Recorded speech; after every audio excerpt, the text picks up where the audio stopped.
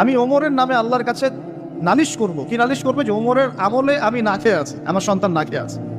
কথা বুঝতে পারছেন?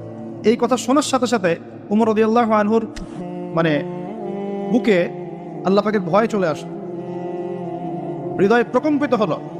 প্রকম্পিত হওয়ার পর তিনি নিজে চলে গেলেন মদিনায়, যেটাকে বলি আমরা বাইতুল মাল, মানে রাষ্ট্রীয় সম্পদ যেখানে থাকতো ওটাকে বাইতুল মাল বলা হতো। সেখান থেকে একটা আটার বস্তা নিজের কাঁধে উঠিয়েছেন, উঠিয়ে নিজে পায়ে হেঁটে ওই মহিলার বাসায় যাচ্ছেন।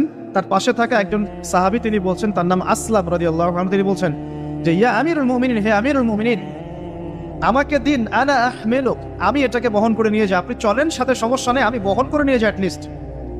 তখন ওমর রাদিয়াল্লাহু আনহু বলছেন, দিলের কান দিয়ে শোনেন কথাগুলো। ওমর রাদিয়াল্লাহু আনহু বলছেন, হাল আনতা তাহমিলু উযরি ইয়াউমাল কিয়ামা, তুমি কি কিয়ামতের মাঠে আমার পাপের বোঝা বহন করবে? সুবহানাল্লাহ, চিন্তা করে দেয়।